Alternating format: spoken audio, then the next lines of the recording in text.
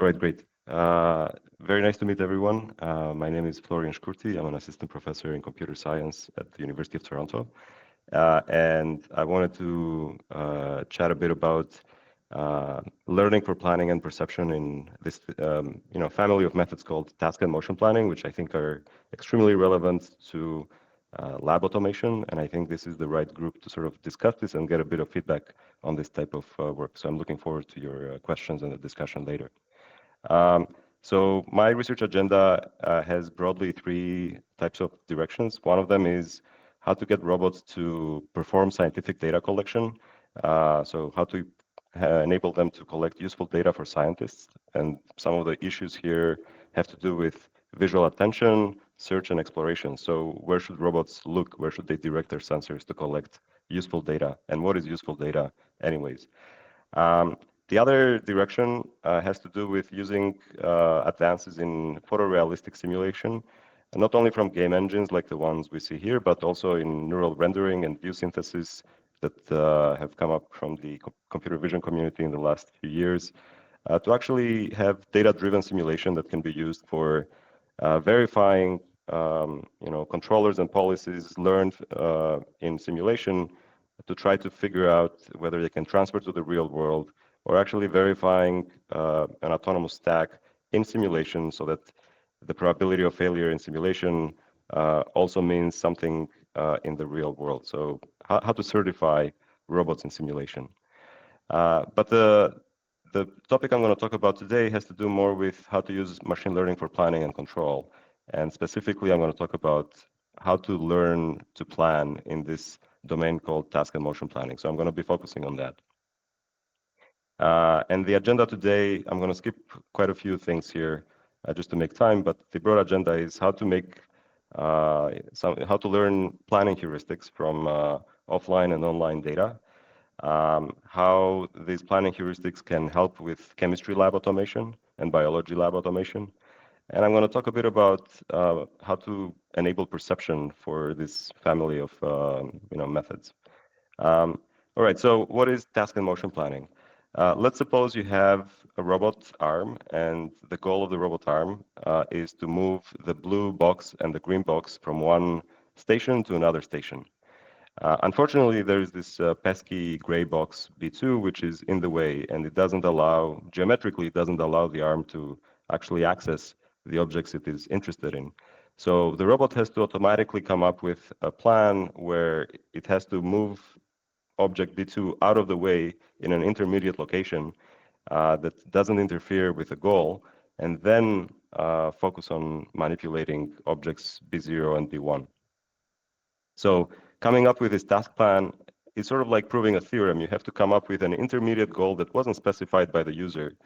You have to prove some type of intermediate lemma in order to actually get to the main theorem that you want to prove at the end. So this intermediate goal definition, which happens automatically, is one of the key selling points of task and motion planning. And it has to be done in such a way that the task planner and the motion planner actually agree about what's the feasible solution or what's a good solution.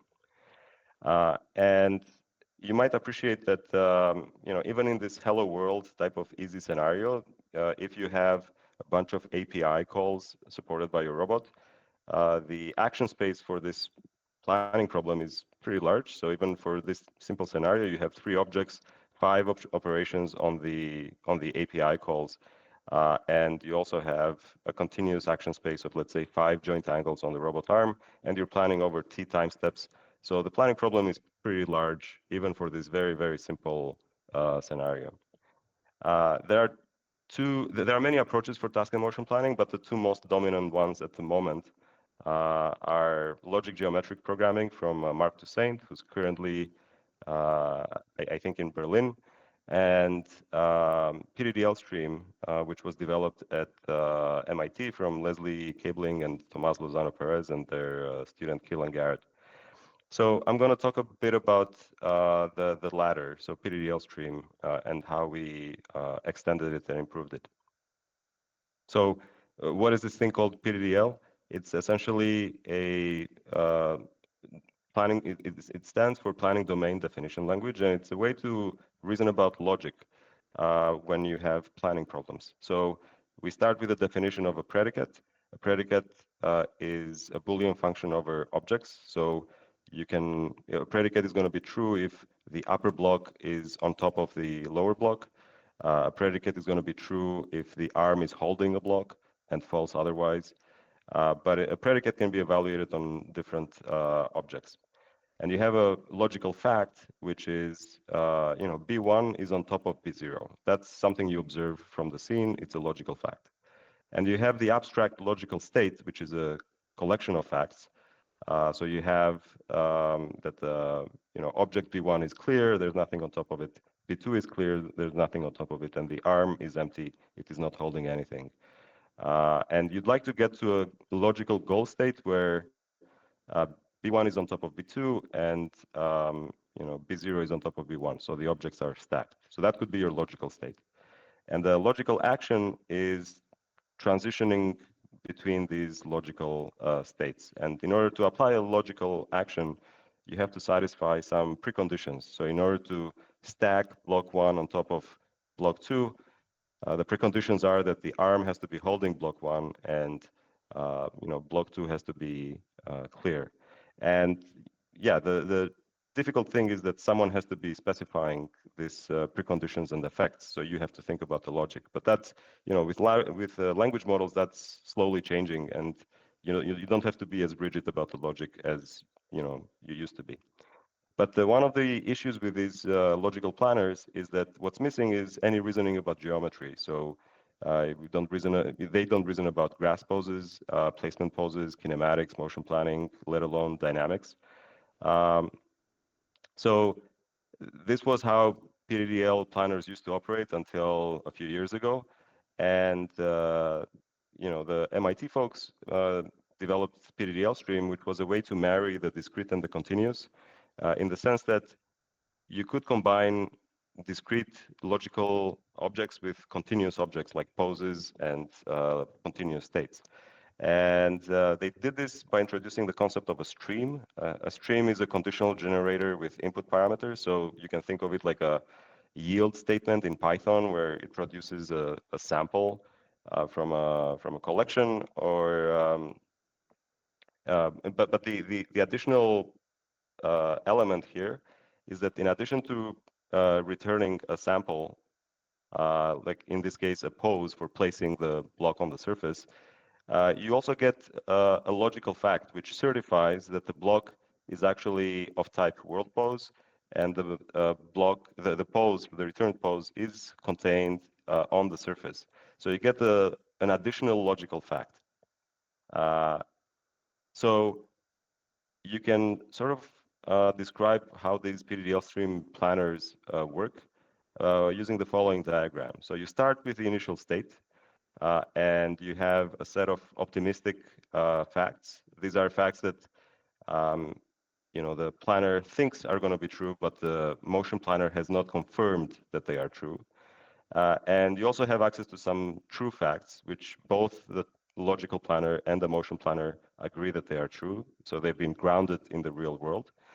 And you also have access to some definition of possible actions for how to change the logical state. So your planner is going to modify the logical state until it finds some logical high-level actions to achieve the goal. Once it finds these actions, it's going to try to ground them by calling the motion planner to figure out if these actions can be translated into continuous actions and joint commands to the robot. If it manages to do that, if the plan is geometrically feasible or dynamically feasible, then you return both a discrete logical plan and the continuous motion plan. If you don't manage to do that, then you probably need more facts. And the streams are responsible for introducing new logical facts. But they're going to be introducing new facts in an optimistic way again, so not grounded in the geometry of the scene. Just optimistically, if you were to achieve this logical outcome, things would be good. So there are multiple streams, and the original PDDL stream family of methods uh, did not consider how these, in what order these streams were called. Um, so as a result, all of these planners that followed this type of diagram were actually pretty slow to the point where you would need to plan for, a couple minutes or 3 minutes just to figure out the plan for the block stacking task, which is very, very easy. And nobody wants to wait 3 minutes for robots to react for a simple plan. So it was urgent that we figured out a way to actually accelerate the planning process here. So what does that mean? So if we think about the spectrum of sequential decision-making problems, on one hand, you have problems that are pure search problems or optimization problems, and you have to plan at test time. So in this case, you don't have any training data. You don't have to do any learning. So by that standard, you generalize, uh, and you don't, but the disadvantage is that you have to do a lot of test time computation, which might be slow to plan, not very reactive, and you still need to specify symbols and logic. On the other hand, you could train a policy or controller through reinforcement learning or imitation learning, and that's great because it amortizes the computation. It doesn't have to do computation at test time. It just reacts to some observation. It's very fast. But there are issues of generalization, and often you need large data in order for these policies to be robust and perform well. So we were thinking about what's in the middle, and in the middle, you could have traditional planning methods that are guided by learned heuristics. So the result of the planning process is still valid if you guide the search, but at least you can prioritize which parts of the search tree to visit first, and you can leave other parts of the tree to be visited later if they are not high priority, which means that you can sort of still guarantee that if you were to sample or search, infinitely, asymptotically long, then you'll figure out the solution. It's just that you might find it sooner if you have this guided planning at test time. So that's roughly the motivation and philosophy behind some of these methods that I'm going to talk about. So with one of my students, Mohammed Korir, we were asking the question, how can we learn to plan from previous experience? If you have solved similar planning problems, how can that inform your planner to perform faster in new planning problems from the same distribution? I'm not going to go into the nitty-gritty details of this, but the idea is that we turn the scene into a graph representation, and we use graph neural networks that are trying to essentially imitate the output of these streams. So they have the same output as the streams would have. But the difference is that now these neural networks that are imitating the streams, they're also outputting a probability of relevance.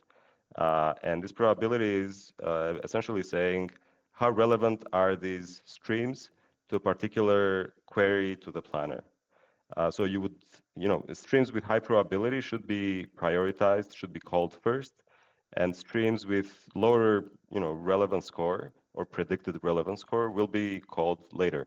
They're deprioritized. So now the question becomes, how do we train this? So how do we provide a learning signal to update these probabilities? And our idea was to actually update these probabilities calling by looking at solutions that the uninformed planner, the slow planner, had come up with in the past. So with your previous experience, the planner had figured out which streams were relevant and which were not to finding a solution. So we can treat that as a binary signal, a one or zero signal of which streams were actually relevant to the eventual solution. And we can use that to actually supervise these predicted relevance scores from the neural network imitators of the streams. So essentially, we're using the slow planner, the slow and uninformed planner, to guide the informed version of the planner. Um, but we do this using imitation learning. So now the architecture sort of looks like this. So instead of having uniform or breadth first selection of these streams, you have a stream ranking model that uh, prioritizes some streams over others. Uh, and you can run the results of this plan for longer block stacking problems, and it's going to be able to find the solution. But more concretely, if you try to benchmark the performance of the learned planner compared to the blue curve here, which was the old version of the planner called adaptive, um, but this is the uninformed version of the planner, you will see that given the same runtime on the x-axis, the orange informed planner finds more solutions to more problems, faster than the uninformed planner. Now, this happens in most environments. For example, in the distractors environment, which is this one here, where there are a lot of irrelevant objects to the task, you see a large difference. But you also see environments like the kitchen, where the performance of the informed versus the uninformed planner is sort of the same. And it's not clear, in which instances you should expect these methods to perform better, and in which you should expect equal performance to the old planner. Now, I should talk about our definition of generalization here, and we define it as generalizing in the same environments, but with different numbers of objects. So we might train with 5 or 6 objects, and then we test with 10 objects. We also generalize in terms of object placements and in terms of the logical goals. So that's our definition of generalization. And the actual curves we were looking at we're looking like this. So on the x-axis, you have the number of training problems that were used to train the heuristic of the informed planner. And on the y-axis here, you have the mean solution time. And you see that time to find solutions decreases as you get more experience. But also you see that the actual planning time here is in the order of 50 seconds, which is still, not practical. It's better than waiting minutes, but still not practical. But on the left-hand side, you see that the percentage of problems solved in these two environments, so stacking and clutter, actually goes up as the experience increases. So these are both promising, but the problem is this particular number here is still too high. Sorry to interrupt. One question. Yeah. Why is the percentage solved not going up to 100? Are there impossible problems posed, or? Sorry, can you ask that again? I didn't catch it. The percentage solved, it kind of levels off at 55%. Yes. Because there are some problems which are not solvable, or? No, we just gave a fixed amount of time. So we allowed planning up to a minute and a half. So within that time, we weren't able to solve more than 60% of the problems. Okay, thanks. So Mohammed did a follow-up version to this work in order to actually overcome this type of bottleneck here. And the architecture looks a lot different, but the main idea is that we also collect runtime statistics about how the planner is doing, and we keep a persistent research. So this is a bit more complicated than the previous diagram, but what we actually see is that the blue version is the old planner. The orange version is the informed planner that we were talking about previously. And now we have different variations on the same problems that outperform asymptotically the old planner. So as a function of time, we can solve more problems. And with this type of framework, we get much better performance. We get, in terms of planning time, we get 10 to 15 seconds. and we can solve about 90 to 95% of the problems that were available. And here the horizontal line is the uninformed planner called adaptive. Yeah, so this type of planners, now that they are informed, can also handle higher dimensional, task spaces where you have multiple robots collaborating and trying to execute a particular task jointly. I should say we are cheating in terms of perception here, so we have AR tags and we know where the objects are, but the planning problem is solved jointly for both robots. Now, looking back at this work, we could have done it a bit differently in the sense that we could have done it so that we keep updating the heuristic and we keep updating the planner over time by doing this, iterative type of improvement. We are still working on this, but I expect this to, perform much better than what we have currently. And yeah, I'll skip talking about motion planning heuristics, but we have a similar line of work on trying to learn, heuristics for the motion planner as well. And this involves learning, it is similar in flavor to learning a heuristic for A star, but I'm gonna avoid talking about this just in the interest of time. So I'm gonna delve right into applications to chemistry lab automation, and I don't think this group needs motivation for this, but for a typical robotics audience, I have this slide where I mentioned that most of us worry about robotics helping with kitchens and reducing clutter in the home, which is a nice problem, but I don't know if it's going to have as much of an impact as the potential for robots to automate experiments in wet labs and chemistry labs.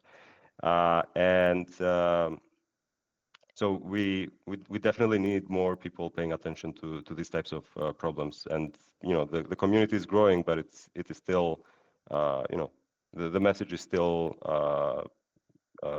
it still needs to be disseminated. At U of T, we have this organization called the Acceleration Consortium. It is a proper consortium, so it includes both industry and academia. It has about 35 research scientists, 40 faculty members across Toronto and UBC in Vancouver. It has 39 member organizations, and a couple of years ago, it won 200 million Canadian dollars in grant funding, which was the largest grant ever to be awarded to a university endeavor in Canada.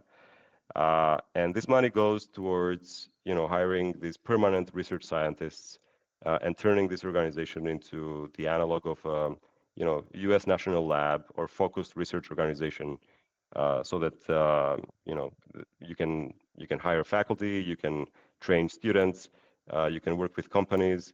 All of this stuff is supported in this organization. And I encourage you, if you're not aware with if you're not aware of the program, to actually go to the website and check it out. So we develop collaborations with people in the Acceleration Consortium, most notably with Alana Spurguzik, who's a chemist / computer scientist. And we were asking the question, how can we make general purpose robots help in chemistry labs? And we started with the following sort of high-level architecture. The idea was to get chemistry experiments described in natural language, convert them into so-called chemistry description language, KDL, which was developed by I forgot his name now, but very famous chemist in England. But essentially, it was a XML description of chemistry, chemistry instructions to make chemistry experiments reproducible. And yeah, we also had to worry about 3D perception of transparent objects and how to uh, perceive liquids and you know, vials and all of these things in the lab. So we did a lot of work on that. But we also had this task and motion planning framework that makes use of, you know, low-level manipulation skills and interaction with equipment in the lab. Uh, and what's interesting is this, you know, combination of the high-level chemistry instructions or chemistry experiment steps, which are vague enough to apply to any lab, and the task and motion planning sort of logic, which can also apply to any lab, but it needs to be grounded to the particular lab setup. So it needs to perceive the particular lab setup. Uh, and we also had to worry about things like planning versus uh, uh, constrained planning. So just in order to avoid spillage and things like this, we had to incorporate um, some of these constraints. Uh,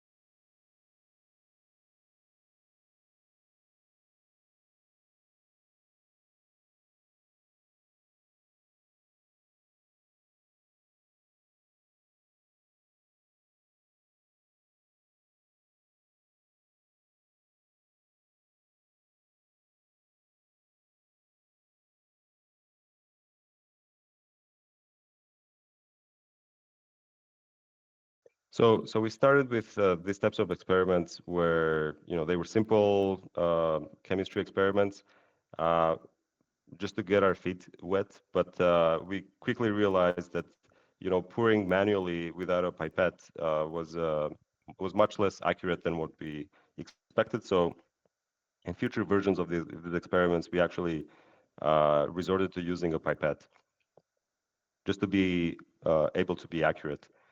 And we we also we also developed you know, robotics capabilities uh, for biology wet labs in order to automate bacterial culture.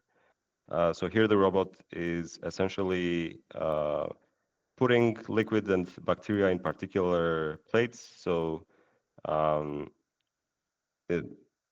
the, the idea here is to monitor how quickly bacteria are growing and figure out what's the optimal time to mix them and uh, uh, try to monitor how they grow, but also determine the shape of the culture that is resulting from this.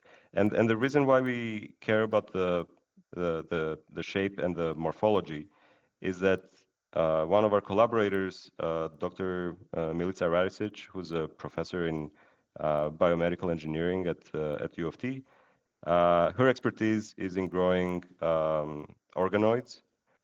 So the idea is, can you grow synthetic organs and synthetic tissue in the lab so that you can test drugs on these synthetic organs and you don't have to test them on people? Uh, so the first step towards growing tissue, and which is a requirement for growing organs, is apparently, you know, dealing with automated bacterial culture. So that's essentially step one of a long term collaboration that is going to guide us towards, you know, automatically growing organs in the future. But that's, you know, that's not going to happen in the next year or so, but perhaps in the next 5 to 10 years, we're going to have, you know, some more concrete results to show on that type of automation. Um, I wanted to mention a few words about perception. So far I've been avoiding talking about it, and I've been resorting to things like AR tags and things like this. But uh, we had a paper a couple of years ago called Concept Fusion, which does open set or open world 3D mapping. So the idea is, can you assign can you create a 3D map that contains the XYZ coordinates of each point? That we could do with SLAM and other methods in robotics, for decades now. But the cool thing about this is that we also include a semantic feature vector, so a descriptor that has information about what's the texture, what's the type of object that the point belongs to. So it's an embedding associated with each particular point. And open set means that this, the type of class of each object is not determined at training time, like it used to be with machine learning classifiers for a long time. But you can essentially query the class of the point at test time, and it can be any number of classes, as many as you have words in your vocabulary. Um, so this was enabled by CLIP and other similar embeddings, but now that enables us to do things like image query. So you give it an image of a cabinet, and it's going to focus. It's going to be able to isolate these 3D points of the cabinet. You can make a sound and try to isolate the object that you're sort of tapping. You can you can query the map in natural language and say, what is a comfy place to sit and watch TV? And it will identify chairs and sofas and things like this. And the way this works is that we combined image level embeddings such as DynoV2, Clip, and other types of embeddings with very local pixel level versions of these embeddings. And we did this in a simple, linear combination type of way without any fine tuning or any other training. And we got pixel level embeddings. And what this enables us to do is that we can query things about the geometry of points. So what is the distance between the refrigerator, between the fridge and the television? And you can get a response that activates a logical predicate that queries the actual distance. So you don't need to rely on an LLM or a VLM to actually get geometrically correct results for this. But one of my favorite features is the ability to query the map in multiple languages. So you can query it using the same phrase in English, French, and any other language. And it mostly focuses on the same objects. And you get this for free because you have these embeddings that map natural language text to continuous embeddings. You have them in multiple languages these days. So you don't even need to work hard to get results like this now. You can also tell your robot arm to move Baymax to the right, even though you never said that there was an object called Baymax. But Baymax is a word in the vocabulary, and these are open world, semantic embeddings. So they can adapt or they can accommodate embeddings of, different words and their image appearance without you having to worry about it at training time. You can also tell your robots to go to roundabout, and it will identify that the roundabout is a collection of points in the map that you have already created. And then once you do that, you can ask your self-driving car to go from, place A to place B, and place B is the roundabout. Um, you can also tell ask the robot for indoor location, so something to wear for a space party, and it's gonna find the NASA T-shirt. You can ask it something that Michael Jordan would play with, and it's gonna identify that the most relevant object for that query is the basketball that it already knew was in the map. But my favorite part is this one. So you can also ask it to do traversability estimation. You can ask the robot to say, can I push this object and traverse through? And the map is going to say, yes, it's a piece of green fabric. So normally, if you didn't have the semantics of objects in the map, this would be classified as a wall or as an obstacle, because in terms of 3D location of the points in this object, they seem to obstruct the passage of the robot. But if the robot knows that this object can be manipulated and it's not really an obstacle, it can traverse it. So, but that's only enabled by the fact that you have semantics of each point. Um, and yeah, we can do similar things with mobile manipulation as well, and identify objects we hadn't seen before, etc. So where is all of this going? So I guess we can talk about this, but there are we can discuss what's the role of task and motion planning in an era where LLMs and VLMs are seemingly doing so well, and how to react to this if you want to make lab automation work. So I guess the what's the role of TAMP in the era of LLMs and VLMs? So I guess the question that most people are asking in this sub area of robotics is, are LLMs destined to replace task planners, or can they coexist? And I guess my answer to that is that there are task planning problems that modern LLMs cannot solve. For example, multi-robot coordination or problems that involve particular timing constraints. Uh, they can probably not solve them out of the box, but you can definitely train them to sort of imitate solutions to existing examples of solutions. Um, but the question is, should roboticists care about the types of problems that LLMs cannot solve, or are we okay with a distribution of problems that they're able to solve? And that's a tricky question. It depends. Certainly, LLMs can help task and motion planners by informing task planning and doing better exploration in action space, and eliminating this rigid reliance on specifying the logic, which people used to do manually, but you had to have expertise. Um, on the other hand, though, TAMP can also help LLMs and VLMs in the sense that TAMP generates reasoning traces and imitation learning data that could be absorbed by LLMs and VLMs. Uh, you know, there's this paper from NVIDIA called "Imitating TAMP with Transformers," but you know, the the planners also generate the entire reasoning trace for how to solve these problems. So you could give this reasoning trace to a modern LLM and uh, try to imitate the reasoning path that TAMP followed.